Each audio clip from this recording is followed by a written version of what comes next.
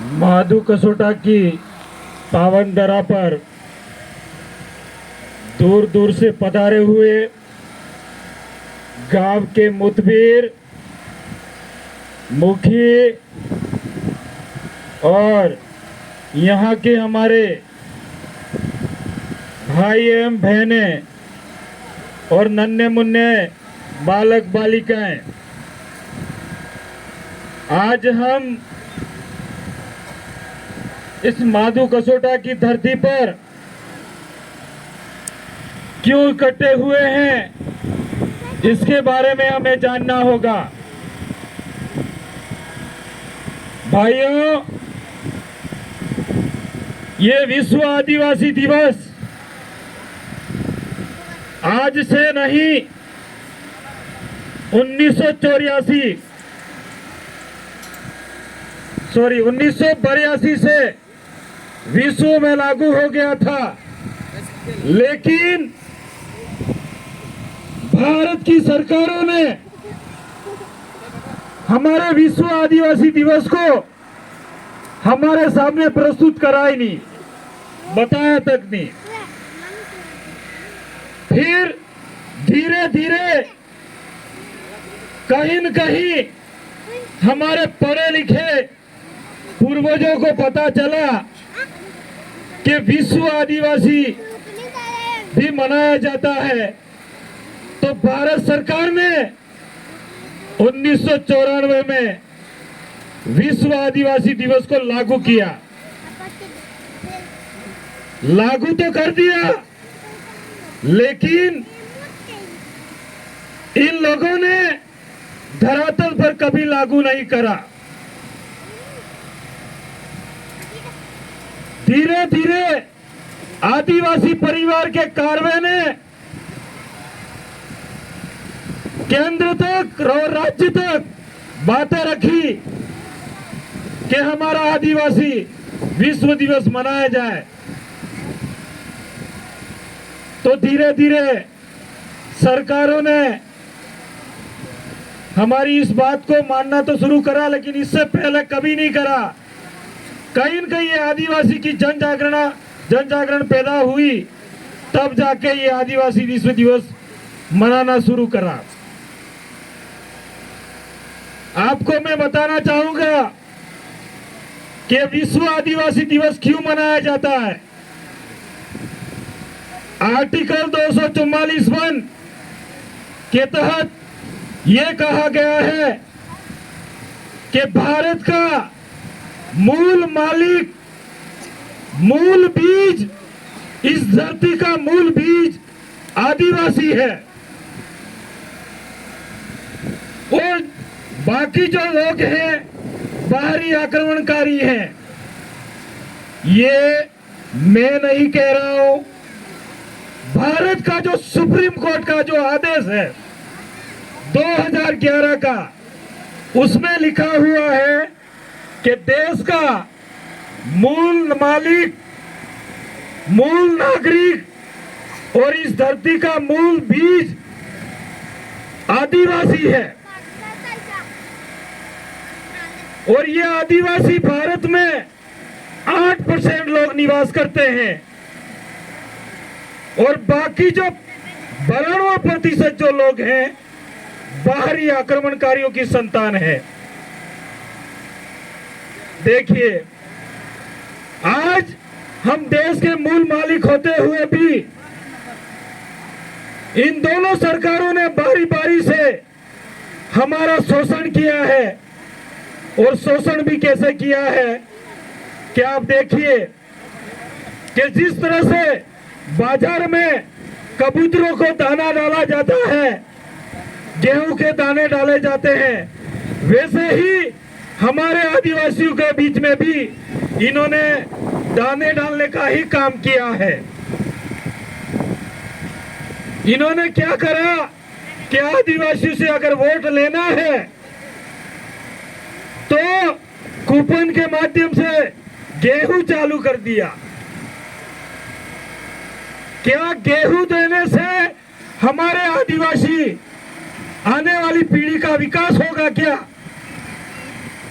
मैं आप लोगों से कहना चाहता हूं, हमें 2 रुपए वाला गेहूं नहीं चाहिए। इन सरकार से कहिए कि हमारे इस क्षेत्र में हमारे बालकों के लिए अच्छे स्कूल खोले जाए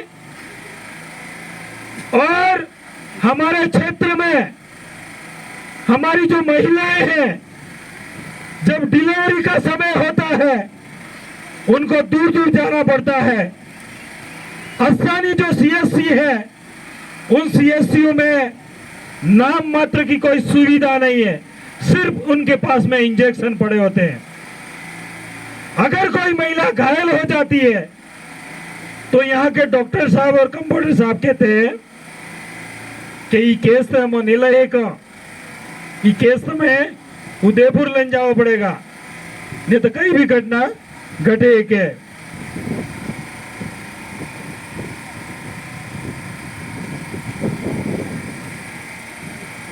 पौड़ी है और हरोना है। तो आज हमारी माताओं के साथ में बहुत सारा अत्याचार हो रहा है। हमारे हॉस्पिटलों में सुविधा नहीं होने के कारण न एक्सरा है, न लेबोरेटरी है, न कोई मशीनें हैं। ये चीजें हमारे यहाँ के नेता लगवा सकते हैं। आज इस क्षेत्र से झाड़ोल विधानसभा से बारी बारी से हमारे एमएलए बन के जा रहे हैं। मैं उन एमएलए को कहना चाहता हूं, दूर की बात तो ठीक है, लेकिन आपके स्थानीय गांव में तो सीएससी में सुविधा लगाओ तो हमारी महिलाओं को झाड़ोल से उदयपुर रेफर नहीं होना पड़े। और कई में बहनों का तो खून का स्तर कम होने की वजह से रास्ते में ही डिलीवरी नहीं हो पाती है तो महिला दम तोड़ देती है। ये सब कारण इन सरकारों का है और इसके जिम्मेदार भी आप सब जो लोग बैठे हैं वो हैं। भले आप मुझे कुछ भी कहो, क्योंकि सबसे बड़ी गलती आप लोगों की है। आप लोग ऐसा नेता चुन के भेजते हो जो गूंगा, बेरा, अंधा विधानसभा में जाता तो है लेकिन लास्ट की सीट पे बैठा रहता है। मुझे यह बताइए कि झाड़ोल विधानसभा में आज यहाँ हमारे बुजुर्ग भी बैठे हैं, बुजुर्ग महिलाएं, माताएं भी बैठी है। आज 70-75 साल के बाद में भी इस बेल्ट का कोई भी एमएलए अगर बोला हो आदिवासियों के बारे में तो मुझे बता दो। अगर किसी इस एरिया का एमएलए का कई वीडियो भी अगर डाला हो आदिवासियों के बारे में या आदिवासियों के हक में बोला हो तो मुझे बता दो आप। अगर यही समस्या जनरल कास्ट की होती तो अपना ही एसटी भाई, अपना ही आदिवासी एमएलए उनके लिए तुरंत दौड़ता है। ज्यादा बात तो क्या बताऊं आपको मैं, उदयपुर की घटना देख लीजिए आप। मावली में 8 साल की बच्ची की उम्र क्या होती है आप सब लोगों को पता है। 8 साल की बच्ची को ये पता नहीं होता है उसके खेलने कूदने के दिन होते हैं और उस बच्ची के साथ में ऐसा खिलौना हरकत हुआ, यानी कि उसके साथ में बलात्कार हुआ। और बलात्कार करने वाला भी कौन? राजपूत। और उस बच्ची के 8 टुकड़े कर दिए। 8 बलात्कार करने के बाद में 8 टुकड़े करके एक एक टुकड़ा हर एक इलाके में फेंक दिया कि पहचान में नहीं आ रहे। जब पुलिस प्रशासन को कहा गया कि उस मुजरिम को पकड़ा जाए, पुलिस प्रशासन ने एक्शन नहीं लिया। वहां के स्थानीय जो आदिवासी नेता थे विधानसभा में जो जाते हैं, एमएलए सांसद, न तो उदयपुर का सांसद बोला, न आपके इस दक्षिणी राजस्थान से जितने भी एमएलए जाते हैं वो कोई नहीं बोला उस आदिवासी बेटी के लिए। अगर ऐसी घटना जनरल कास्ट में हो जाती तो ये हमारे जो आदिवासी ही एमएलए हैं वो उनको सहायता राशि भी देने चले जाते हैं और उनके लिए, सरकार के लिए वहां उदयपुर में कलेक्टर के सामने आंदोलन करने बैठ जाते हैं। लेकिन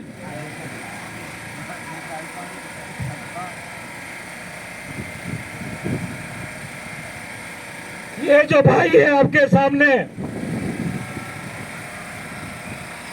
ये जो भाई है, ये हमारा भाई है जो मेरा यार, दोस्त और भाई से भी बढ़कर था। और यहाँ की जो टीम है आपकी बागपुरा माजड़ी, इन टीम को भी दाद देता हूं। ये पूरी टीम हम इस दादा के साथ में, मैं और यहाँ की टीम उस बच्ची को इंसाफ दिलाने के लिए गए और कलेक्टर के सामने धरना दिया और कलेक्टर साहब को बोला कि हमारी बच्ची के साथ में न्याय होना चाहिए। और हमने स्थानीय नेताओं को भी बोला कि आइए हमारी बच्ची को न्याय दिलवाइए, लेकिन कोई भी नेता वहां नहीं पहुंचा।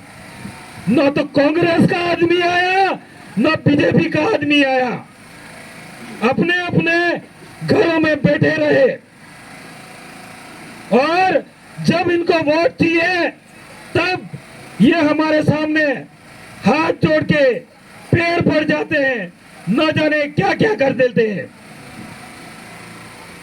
ये भाई, मैं और यहाँ की पूरी जो बटालियन है आदिवासी परिवार, वह हम डटे रहे। तब जाके कलेक्टर ने हमारी बात मानी और बात मानने के बाद में हमने तुरंत एक्शन लेने के लिए कहा कि अगर उस मुजरिम को नहीं पकड़ा गया तो पूरा उदयपुर जाम कर देंगे हम। तो कहीं न कहीं कलेक्टर को भी लगा कि कुछ खलबली मच सकती है, तो कलेक्टर ने तुरंत प्रशासन को आदेश दिया। आदेश देने के बाद में 1 घंटा भी नहीं हुआ और उस मुजरिम को तुरंत कटघरे में लाके खड़ा किया। ये है आदिवासी परिवार की ताकत। कभी हम भी किसी पार्टी में हुआ करते थे, आप भी हुआ करते थे। मैं ये नहीं कहता मैं किसी पार्टी में नहीं था, लेकिन ये लोग आदिवासियों के बारे में कभी ना बोले हैं न बोलते हैं और विकास के नाम पर सारा का सारा पैसा आदिवासियों का डकार गए और पेट बड़े बड़े कर दिए। तो साथियों, आप लोगों से मैं निवेदन करना चाहूंगा कि आगामी जो 2023 का चुनाव आ रहा है, उस चुनाव में सबसे पहले महिलाओं को कहना चाहूंगा, अगर आपके पति, आपका बच्चा या आपके रिश्तेदार 20 रुपए की दारू में या फिर पूड़ी के चक्कर में या किसी अन्य चक्कर में वोट दे देते हैं और ऐसी घटना कई आदिवासियों के साथ में और भी होती है, तो ये आप खुद जिम्मेदार होगी।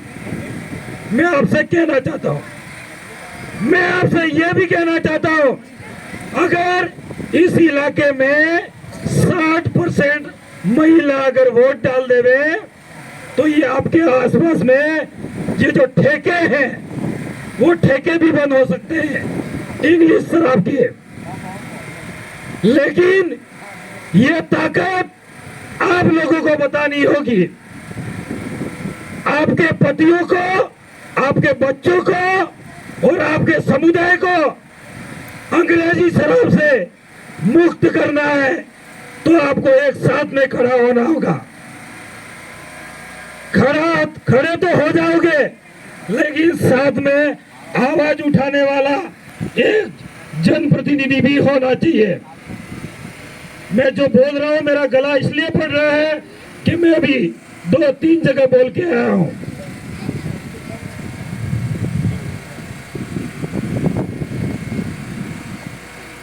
अगर ये माताएं बहनें किसी ठेके के सामने जाकर खड़ी हो जाती है और 60% वोटिंग कर देती है, तो आपके आदिवासी क्षेत्र में जितने भी ठेके लगे हैं 5वीं अनुसूची के तहत तुरंत बंद हो जाएंगे और ना आपका परिवार बिगड़ेगा, ना समाज बिगड़ेगा।